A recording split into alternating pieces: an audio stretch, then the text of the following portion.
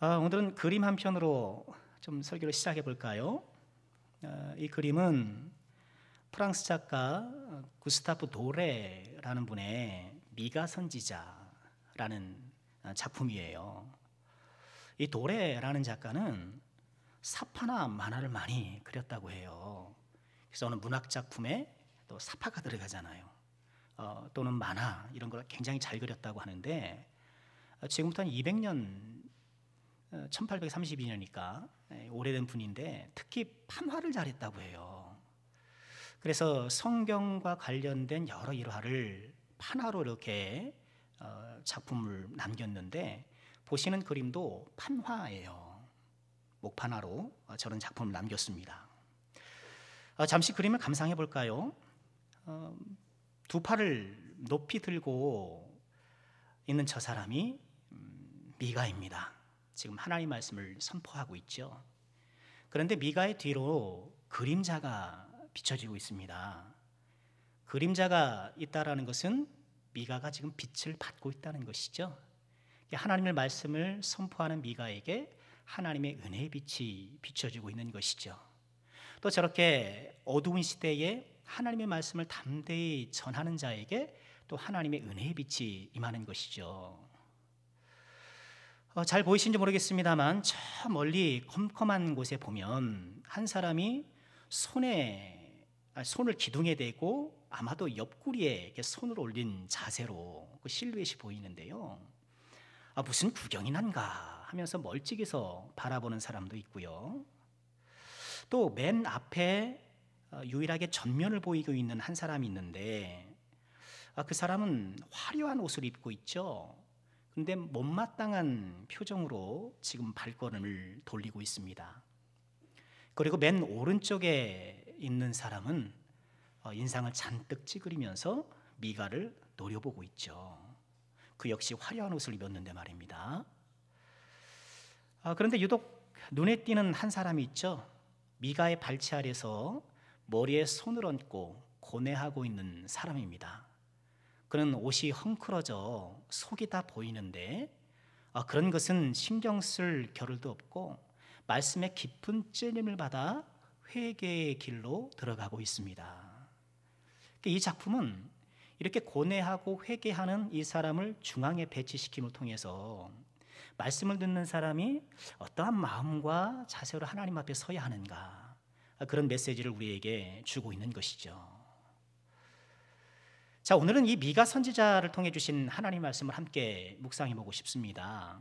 오늘 보는 말씀은 지난 3월 11일 미가 40일 특세 18번째 날에 함께 묵상했던 본문이기도 하는데요. 미가서의 핵심 요절 다 암송하고 계시나요? 8절의 말씀이 핵심 요절이라 해서 다 같이 암송도 했는데요. 자, 미가서를 다시 좀 정리하고 또 복습하고 또 되새기는 의미에서 오늘 말씀을 준비해 보았습니다. 이 미가 선지자, 미가라는 이름은 여호와와 같은 이가 누구인가 그런 아름다운 이름을 갖고 있어요. 그러니까 그 이름 자체가 찬양이 되는 셈이죠. 여호와 같은 이가 누구인가 훌륭한 이름이에요. 그는 모레셋이라는 곳에서 태어났고 유다왕 요담, 아하스, 히스기야 시대에 선지 활동을 했습니다. 그때에는 북이스라엘이 멸망하고 이 남유다도 이제 아수르에 의해 위협을 받던 그런 경랑의 시기였어요. 미가 선지자는 이런 국가적 위기가 하나님의 엄중한 경고라는 것을 선언하면서 백성들에게 회개를 촉구했던 것이죠. 이 미가와 동시대에 활동했던 선지자가 있습니다. 누구죠? 이사야입니다. 이사야도 같은 시기에 활동했던 선지자였는데 그 이사야는 귀족 출신으로 추정이 돼요. 그래서 왕궁에 자유롭게 출입했고 또 아하스나 히스기야 왕에게 이렇게 하나님의 말씀을 전하는 이른바 왕궁의 선지자. 반면 미가는 평범한 가문 출신의 사람으로서 주로 시장에서 일반 백성들에게 하나님 말씀을 증거했던 것으로 보여요. 앞서 그 돌의 판화 역시 사람들이 많은 그런 시장 같은 곳에서 말씀을 전하고 있지 않습니까? 하나님께서는 하나님의 필요에 따라 어떤 사람은 왕궁에, 어떤 사람은 시장에 이렇게 보내셔서 하나님의 말씀을 전하시는 것이죠. 구약의 모든 선지자들이 그랬던 것처럼 미가 역시 타락한 백성들을 향해 하나님의 말씀을 선포했습니다. 미가 시대의 유다의 타락상은 어떠한가? 한 세 가지로 요약이 되는데요. 첫 번째는 우상 숭배예요. 언제나 그림자처럼 유다의 혹은 이스라엘의 타락에 쫓아다녔던 것 우상 숭배죠. 가나안 토착민들의 우상을 따라하고 또 애굽이나 주변 민족의 우상을 수입해오고 그게 뭐 좋은 건 줄 알고. 우리도 그러기 쉽잖아요. 저기 뭐 발전된 나라에서 뭐 선진국에서 뭐 한다면 그게 뭐 좋은 건 줄 알고 다 그냥 받아들이고 따라가는데, 유다의 가장 큰 타락의 원인 우상 숭배였어요. 두 번째는 이 도덕의 타락, 이 부패한 사회예요. 정의가 실종된 사회. 그러니까 신앙적 타락은 항상 도덕적 타락과 함께한다는 것을 우리가 좀 기억할 필요가 있습니다. 이 부패한 사회. 그리고 마지막으로 거짓 선지자예요. 이렇게 민족이 우상 숭배에 휘둘리고 사회적으로 부패했다 하더라도 좀 선지자들이 하나님의 말씀에 바로 서서 올바르게 지도하고 이끌어가면 그나마 희망이 있을 것인데, 아니 당대 대부분의 선지자들이 세속화되어서 우상 숭배와 도덕적 부패를 오히려 부추기는 상황이 되고 말았어요. 그러니까 미가 시대는 지금으로부터 2700년 정도 됩니다. 그렇게 오래된 사회였지만 미가 시대나 또 오늘 우리가 살아가는 시대나 별반 다를 게 없어요. 왜 그런가요? 여전히 하나님보다 다른 것을 더 사랑하고 신뢰하는 우상 숭배가 팽배하고, 아니 그 어느 때보다 훨씬 더 팽배하지 않았습니까? 비록 형상을 세우는 그런 우상은 없다 할지라도 누구나 다 마음속에 우상 품고 살아가요. 우상이 뭔가? 내가 하나님 말고 바라보는 것, 내가 바라보고 목적하고 하나님 외에 사랑하는 그 모든 것이 우상 숭배잖아요. 도덕적 이 사회적 부패도 여전하잖아요. 뭐 시대가 지나면 좀 나아질까? 조금 나아지긴 했죠. 그렇죠? 뭐 이전에 비하면 우리 사회의 부패의 정도가 조금 더 나아진 것은 사실이에요. 그러나 여전히 갈 길은 먼죠. 이럴 때에 교회가 선지자적 사명을 잘 감당하여서 이 사회를 올바른 길로 딱 인도하면 좋으련만, 아니 교회가 그런 능력을 지금 상실하고 있잖아요. 교회 합니다. 교회 그러면 이래요. 누구도 교회를 존중하지 않고 교회를 권위 있게 바라보지 않아요. 시대는 변하고 문명과 과학기술은 발전했음에도 불구하고 달라진 것은 별로 없어요. 여전히 사람들은 죄인이기 때문에. 그러니까 죄인들이 사는 곳은 표현만 다르고 양상은 좀 다를 수 있으나 본질은 똑같아요. 2700년 전 미가 시대나 오늘 우리가 살아가는 21세기 대한민국이나 마찬가지라는 거예요. 이럴 때에 우리 남성교회가 작은 미가가 되어서, 이 시대의 미가가 되어서 올바른 하나님의 말씀을, 하나님의 뜻을 선포할 뿐만 아니라 우리가 선포하는 말씀을 어떻게 해요? 보여주고 이 시대의 미가가 되어서 우리가 선포하고 보여줘야 할 하나님의 뜻은 무엇일까? 오늘 그것을 함께 살펴보고 싶은데, 오늘 8절 말씀에 이것을 분명히 말씀하시죠. 우리 8절 말씀 함께 다시 한번 읽어보실까요? 함께 합니다. 사람아, 주께서 선한 것이 무엇임을 내게 보이셨나니 여호와께서 내게 구하시는 것은 오직 정의를 행하며 인자를 사랑하며 겸손하게 내 하나님과 함께 행하는 것이 아니냐. 하나님이 선한 것이 무엇임을 내게 보이셨다. 하나님께서 우리에게 원하시는 것이 무엇인지를 아주 명확하게 정리해주고 있죠. 정의를 행하며 인자를 사랑하며 겸손하게 하나님과 동행하라는 것이죠. 자, 이 말씀에서 우리가 먼저 좀 묵상할 것은요, 하나님의 뜻은 분명하다는 거예요. 주께서 선한 것이 무엇임을 내게 보이셨나니, 네가 보았다는 거예요. 하나님이 알려줬다는 거예요. 분명하다는 거예요. 하나님의 뜻은 분명해요. 하나님께서 우리에게 원하시고 기대하시는 것은 아주 선명합니다. 애매모호한 것이 아니에요. 우리 가끔 그러죠. 아유, 하나님 뜻이 뭔지 모르겠어. 그렇게 말하는 까닭은 내 인생을 인도해 나가는 과정 가운데에 하나님의 의도가 무엇인지 그 의도를 잘 모르겠다, 그런 의미거나, 이런저런 상황 속에서 내가 중요한 선택을 해야 되는데 어떤 것이 하나님께서 기뻐하시는 선택인지를 잘 모르겠다, 뭐 그런 뜻에서 내가 하나님의 뜻을 잘 모르겠다 이렇게 말하는 것이지, 우리가 어떤 사람이 되고 어떤 삶을 살아야 하는지에 대한 이 하나님의 뜻은 매우 선명한 거예요. 분명해요.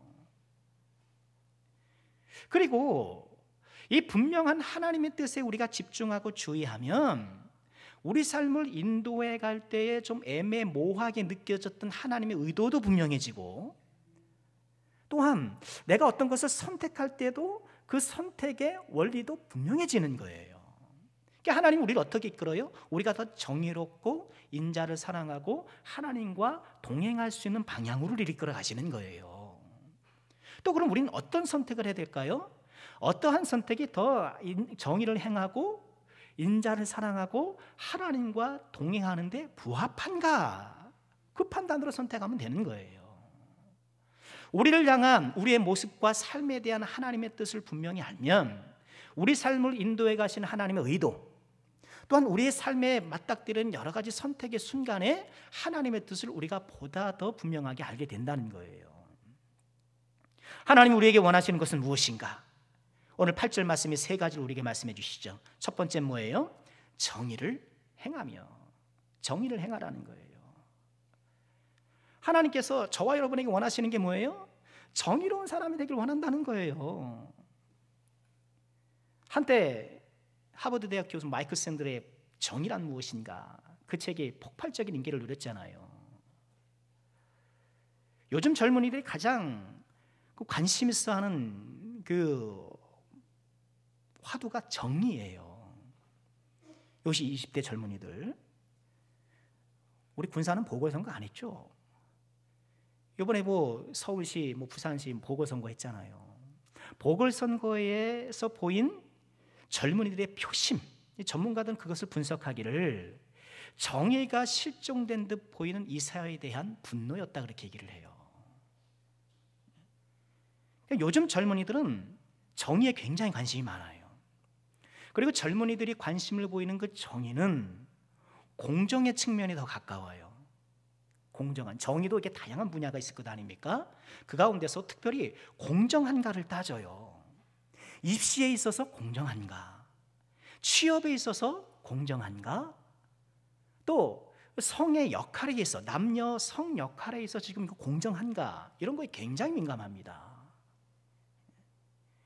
거기에 지금 우리 사회가 이 젊은이들에게 신뢰를 못 주는 거예요. 입시가 지금 뭔가 좀 불공정하다는 거예요. 지금 취업도 뭔가 좀 석연치 않다는 거예요. 전통적인 남성 우일주의적인 이런 사회도 이거 뭔가 잘못됐다라고 생각을 하는 거예요. 그래서 거기에 계속 문제 삼고 공정을 계속 부르짖는 거예요. 그러니까 우리 사회가 이 젊은이들의 그런 공정에 대한, 이 정의에 대한 바람을 충족시켜주기 위해서 노력해야 돼요. 특히 요즘 젊은이들은 젠더 감수성이 예민하잖아요.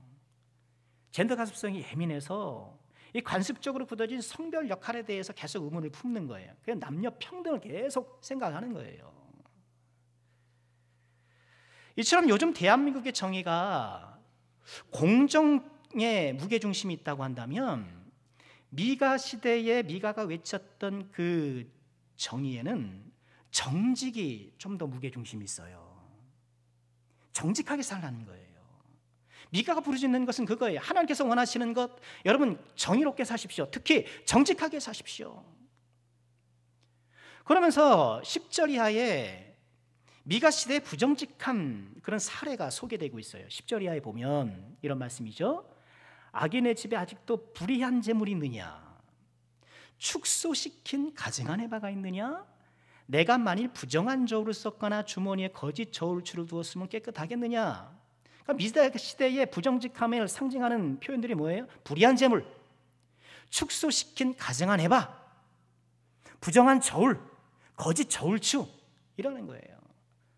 지금 상행위를 하면서 장사하면서 축소시킨 가증한 에바, 여러분 에바라는 게 이게 바구니라는 뜻이거든요. 이게 곡물을 재는 그런 그릇이에요. 우리 치면 되나 말 같은 거예요.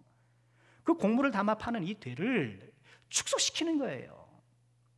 말 밑바닥을 살짝 올리는 거예요. 옛날에 그 시장에서 그런 분들이 간혹 있으셨어요. 말 밑바닥을 살짝 올리는 거예요. 그래서 싹 덮으면 앞에서 보면 그럴듯 하잖아요. 그런데 조금씩 남겨 먹는 거죠.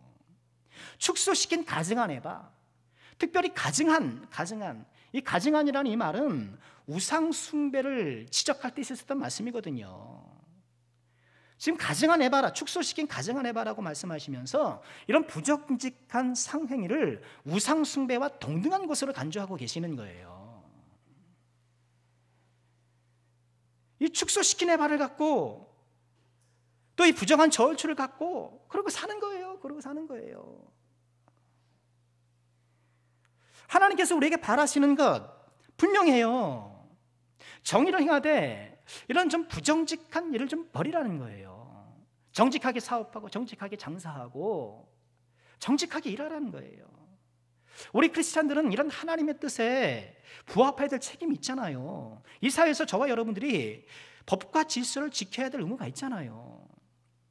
지금 크리스찬들이 교회가 권위가 떨어지는 이유가 뭐가 있습니까? 그렇지 않기 때문인 거예요. 똑같다는 거예요. 예수 믿는다고 뭐가 달라집니까? 세상 사는 게 똑같다는 거예요.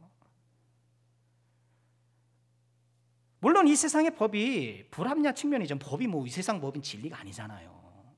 그래서 개선해야 될 부분이 있고 부족한 부분이 있지만 전반적으로 나는 좀 이 정의롭게 법을 준수하는 성향의 사람이냐를 좀 생각해 봐야 돼요.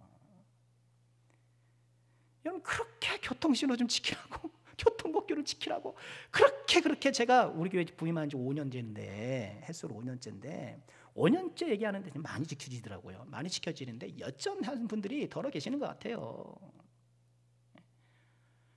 아니 저 CU에 가서 왜 거기서 유턴하세요? 그러지 마시라니까 제발. 그리고 왜 교회 앞에서 유턴하고 들어오세요? 아니 하나님 앞에 예배하면서 왜 그러고 오시냐는 거예요. 하나님 앞에 예배하러 오면서 예배 받고 은혜 받는 마음으로 왜 그러고 가시냐는 거예요. 아니 저기 시장이든 어디 가든 뭐 안 보는 데 가서는 그렇다 치자고요. 왜 교회 오시면서 왜 교회 나가시면서 그러시냐는 거예요. 그렇게 말씀을 드리고 그렇게 부탁을 드리는데도 그거 안 돼요? 그렇게 안 됩니까? 다시 한번 부탁드려요. 아니 그게 무슨 1,000만 원이 듭니까? 2,000만 원이 듭니까? 아니 내가 그렇게 저 이면도로로 돌아가면 그 사이에 예수님이 오셔가지고 뭐 당황스러운 일이 생깁니까? 도대체 무슨 해를 내가 입는다고? 여러분 우리가 이런 것을 가볍게 생각하시면 안 된다는 거예요. 앞서 6절 말씀에 보면 이런 말씀이 있어요. 하나님께서 우리에게 바라시는 것으로 착각하기 쉬운 것들이 나열되어 있어요. 6절 보세요. 내가 무엇을 가지고 여호와 앞에 나아가며 높으신 하나님께 경배할까? 내가 번제물로 일련된 송아지를 가지고 그 앞에 나갈까? 여호와께 천천의 순양이나 만만의 강물 같은 기름을 기뻐하실까? 내 허물을 위하여 내 맏아들을 내 영혼의 죄로 말미암아 내 몸 열매를 드릴까? 번제물로 된 일련된 송아지가 뭐예요? 하나님께 번제를 드릴 때 딱 일련된 거, 그 절차와 그죠? 그 규칙에 딱 맞는 그 제물. 천천의 수양이나 만만의 강물 같은 기름이 뭔가요? 이거는요. 양으로 승부하는 거예요. 그러니까 내가 절차 다 지켜서 아주 순서 정성껏 예배드리는 것 얼마나 귀합니까? 그러잖아요. 그 하나님께서 그것은 이런 건 아니거든요. 귀한 거예요. 천천의 순양이나 만만의 강물, 내가 열심히 시간 드리고 또 내가 재물도 드리고 내가 또 많은 노력을 들여서 이렇게 하나님을 섬기는 것, 그것을 하나님께서 왜 마다하시겠습니까? 내 맏아들을 내 영혼의 죄로 말미암아 내 몸의 열매를 드리는 것, 이게 뭐예요? 이거는 좀 이방 그 종교인데 막 몸을 상하게 하는 거예요. 갈멜산 전투에서 그러잖아. 이방인들이 막 이렇게 안 되니까 바알이 응답 안 하니까 자기 몸을 막 상하게 하는 거예요. 근데 그것이 옳다라는 게 아니라, 그렇게 해도 된다는 게 아니라 마치 몸을 상할 만큼 그렇게 정열적으로 열정적으로 신앙생활을 하는 거, 그런 걸 하나님께서 기뻐하시겠냐는 거예요. 근데 이것이 뭐 아니다, 필요 없다라는 게 아니잖아요. 그러나 정말 하나님께서 우리에게 바라시는 것이 뭐냐라는 거예요. 정의를 행하라는 거예요. 정의를 행하는 것, 그것이 하나님께서 기뻐하신다는 거예요. 잘 정돈된 예배, 또 많은 봉사, 또 열정적인 신앙생활 필요할 수 있죠. 그러나 내가 세상에서 정의롭게 살도록 노력하지 못하면 그것이 아무 소용이 없다는 거예요. 그러니까 내가 세상에서 직장생활하면서 뭐 직업생활하면서 내가 정직하지 못하면서 뭐 예배생활, 이게 교회 안에서 이렇게 열심히 잘하려고, 그리고요 경우에는 내가 세상에서 정의롭게 살지 못할수록 이런 교회 내의 활동이 점점 왕성해지는 경향도 있어요. 가끔 보면. 왜? 내가 그렇게 세상에서 정의롭게 살지 못한 것을 이런 교회 안의 신앙생활로 위로를 받으려고 하는 거예요. 다 예배를 잘, 내가 좀 뭐 정직하게 못 살았으니 예배라도 잘 드려야지. 내가 세상에서 하나님 말씀 뜻대로 살지 못하고 자꾸 이렇게 뭐 속이는 세상 속에 어울려 사는데 내가 이렇게 봉사라도 잘해야지. 그렇게 내 이 무좀 걸린 이 발가락을 치료하는 게 아니라 발가락에 무좀이 걸려 있는데 손등을 긁고 있는 거예요. 그게 상세가 안 돼요. 그냥 내 스스로 그냥 위안받을 뿐이지. 내가 그렇게 잘못했지만 예배 잘 드렸으니까 그게 내가 스스로 위안인 거지. 그건 위안이 아니란 말이에요. 죄는 오직 예수님의 이름으로 용서를 받고 회개에 합당한 열매를 거둘 때만 그것이 하나님 앞에 없어지는 것이지, 내가 다른 걸 잘해서 내 죄를 없앤다? 세상에 그런 게 어디 있습니까? 그럼 예수님 뭐하러 계십니까? 그런 건 없는 거예요. 우리 하나님께서 우리에게 바라시는 것이 무엇인가? 정의를 행하며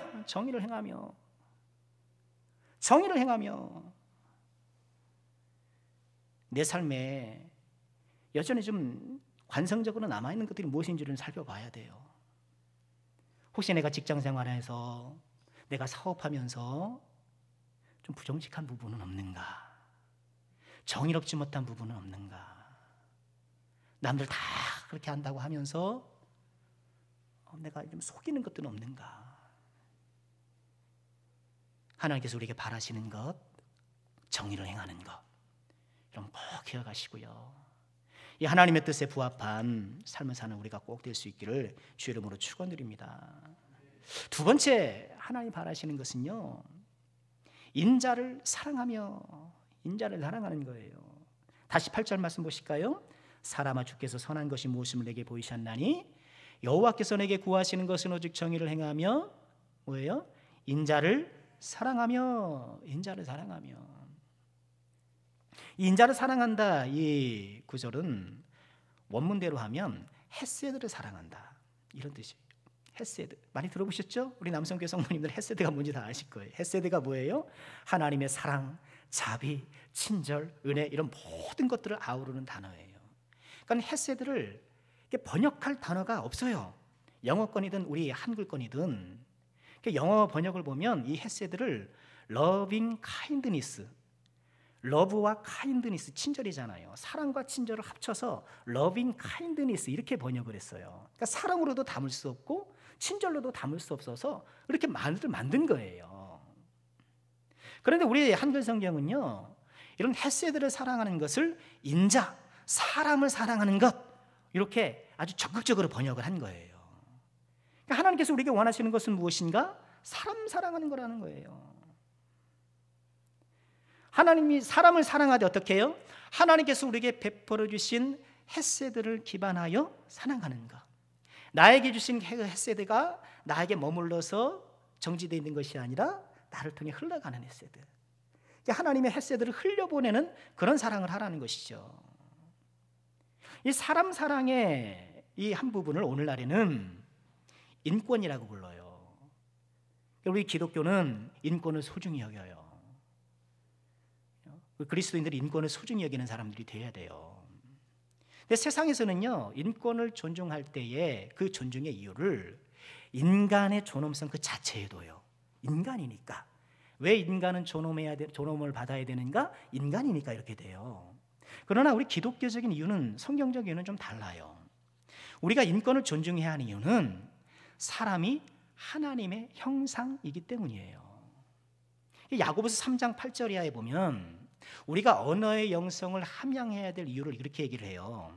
혀는 능히 길들일 사람이 없나니 쉬지 아니하는 악이요 죽이는 독이 가득한 것이라. 그러니까 혀를 잘 길들여야 된다는 얘기죠. 이것으로 우리가 주 하나님을 찬송하고 또 이것으로 하나님의 형상대로 지음받은 사람을 저주한다.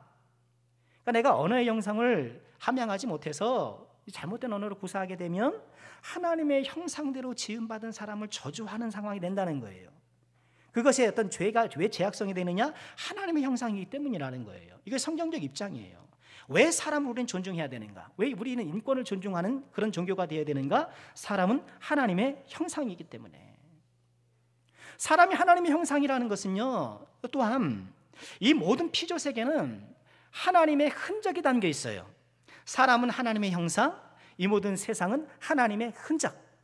헤만 바빙크라는 신학자의 개념인데요, 일반 자연은총 속에는 삼위일체의 흔적이 담겨 있다. 그분이 그런 말을 했어요. 그러니까 우리 주변에 있는 모든 자연 만물에 뭐가 담겨 있어요? 하나님의 흔적이 담겨 있는 거예요.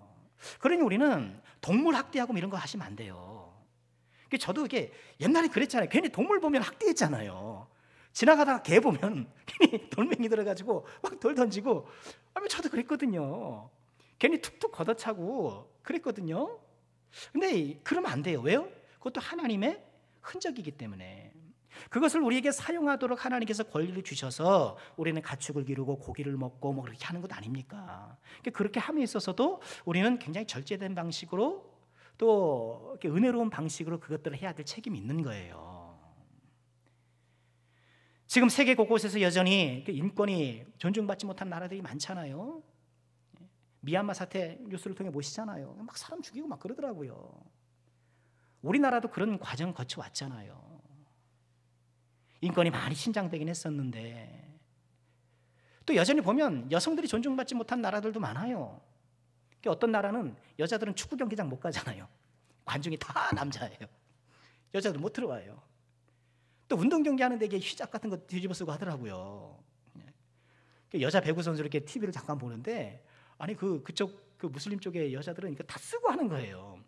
아니 다 벗고 지금 뭐예요? 좀 아주 가뿐하게 해도 이길까 말까 한데 그거 다 쓰고 이렇게 얼굴 내밀고 그렇게 하고 있으니 참 안쓰럽더라고요, 저는. 여러분, 우리 생활상에서 굉장히 중요한 부분이죠. 우리 사회는 어디 가나 갑을관계가 존재하잖아요. 내가 갑질하면 안 돼요, 그리스도인들은.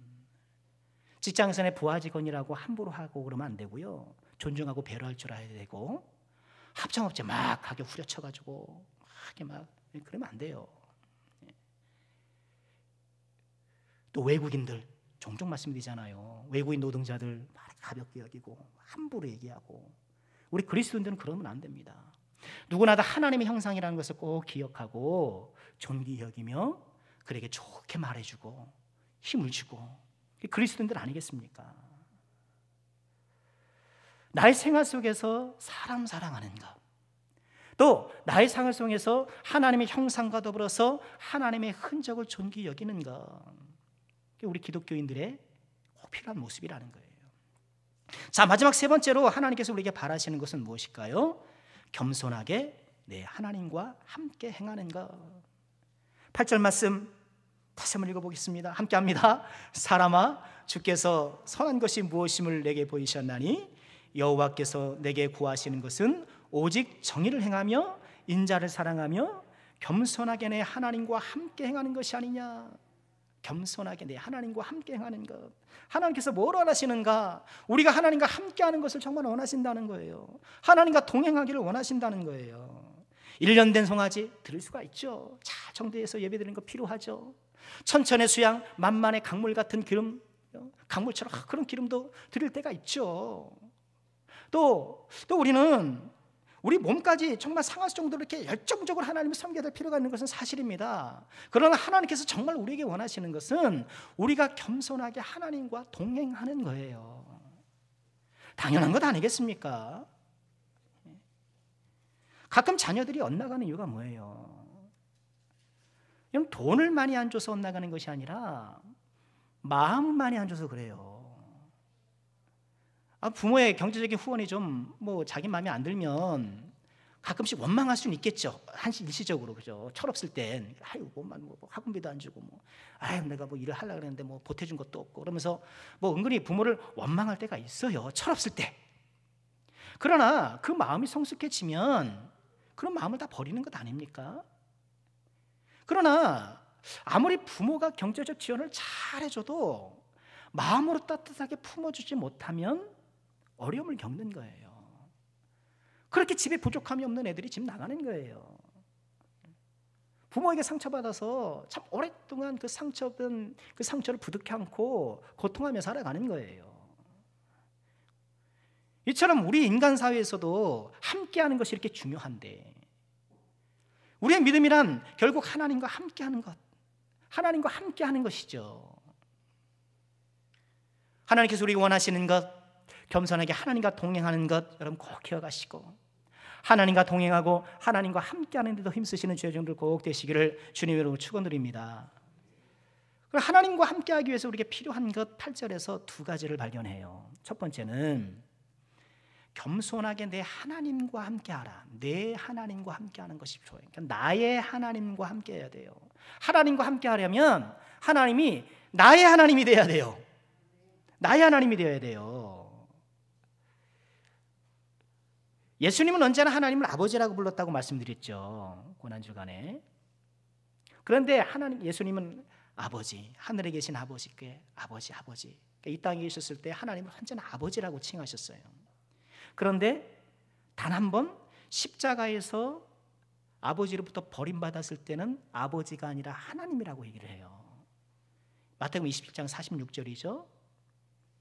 예수께서 크게 소리질러 이르시되 엘리 엘리 라마 사박다니 나의 하나님 나의 하나님 어찌하여 나를 버리셨나이까. 이렇게 아버지가 등을 돌려서 더 이상 아버지라 부를 수 없고 하나님 신이시여 이렇게 부를 수밖에 없는 거예요. 그런데 그 상황에서도 예수님은 어떻게 해요? 나의 하나님 나의 하나님. 그렇게 하나님의 뒷모습에 당황하고 절망했지만 끝까지 나의 하나님인 거예요. 하나님은 나의 하나님. 야곱을 기억하시죠? 야곱. 형 속여먹고 아버지 속여먹고 축복 가로채고 사단이 멀어지죠. 형이 죽이려고 그러잖아요. 그러니까 부모가 짐보따리 싸주고 어디로 보냅니까? 외갓집 하란으로 보내잖아요. 가는데 날이 저물었잖아요. 노숙을 합니다. 근데 꿈에서 사닥다리가 나오죠.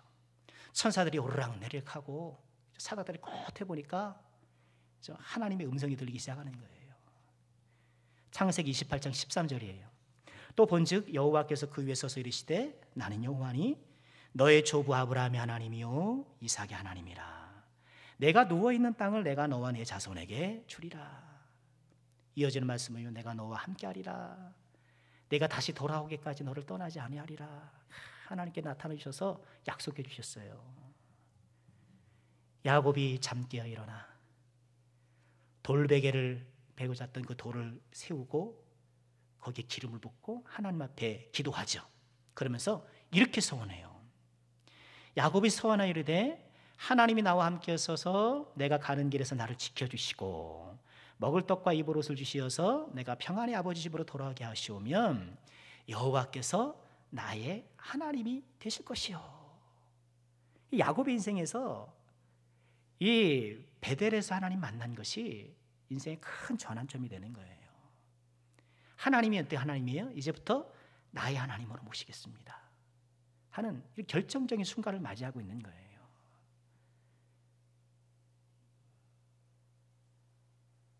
할아버지가 아브라함이잖아요. 아버지가 이삭이잖아요. 쟁쟁한 믿음의 가문 아닙니까? 이보다도 훌륭한 믿음의 가문이 어디 있습니까? 몇 대째 얘를 믿었네. 저도 그렇습니다만. 여러분 할아버지가 목사님, 아버지가 장로님 이런 거 아무 소용 없어요. 그게 뭔 소용입니까? 내가 하나님을 나의 하나님으로 모셔드려야지. 그래서 우리가 자녀를 위해서 정말 열심히 기도해야 돼요. 나의 직분과 어떤 나의 신앙이 자녀들에게 전가되는 게 아니에요. 그런 거 없어요. 그죠? 내가 구원받았다고 자녀들이 덩달아 구원받습니까? 그런 건 없어요. 그럼 예수님 뭐하러 오십니까? 1세대만 잘 믿으면 되지. 우리 자녀들이 정말 하나님을 나의 하나님으로 모셔야 되는 거예요. 하나님과 동행하는 이 첫걸음이 이거예요. 하나님을 나의 하나님으로 모시는 거. 나의 하나님 모시는 거. 저 목사의 하나님도 아니고, 우리 교회 뭐 신앙생활 잘하는 어떤 분의 하나님도 아니고, 뭐 성경에 나와 있는 뭐 그런 이야기 속에, 스토리 속의 하나님이 아니라, 그 하나님이 나의 하나님이 될 때, 그 하나님을 나의 하나님으로 모셔드리고 이제 그 하나님과 동행하고 하나님과 함께하는 삶을 살기로 다짐할 때, 거기서 이제 하나님과 동행이 거기서 시작되는 거예요. 우리 하나님을 나의 하나님으로 꼭 모시길 바랍니다. 아직 신앙생활 하시면서도 하나님과 대면할 수 있어요. 그렇죠? 그게 참 위험한 거예요. 왜냐하면 그런 거랑 비슷한 거거든요. 우리 자녀들이 학원에 가면 선생님들 얼마나 주창하게 잘 가르쳐 줍니까? 일타 강사들 쫙 가르쳐 줘요. 그래서 그 가르침을 쫙 받으면 내가 다 아는 것 같아요. 근데 아는 게 아니거든요. 실력이 쌓인 게 아니거든요. 교회도 그럴 수 있다니까요. 내가 교회 잘 다니고 또 설교 말씀 쫙 듣고 뭐 이런저런 행사 참석하고 막 그러다 보면 내가 믿음이 있는 것처럼 생각하기가 쉬워요. 실제로 나의 하나님으로 모시지 못하고 나의 하나님과 긴밀한 관계를 맺어가는 것 없이 그저 학원 다니면서 아이들이 그렇게 내가 공부 잘하는 것처럼, 내가 다 아는 것처럼 착각하는 것처럼, 믿음 있는 것처럼 그렇게 신앙생활하기 쉽다니까. 정말 조심하셔야 돼요. 정말 조심하셔야 돼요.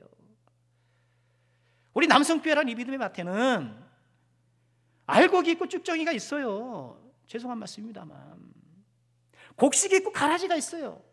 가만두어라.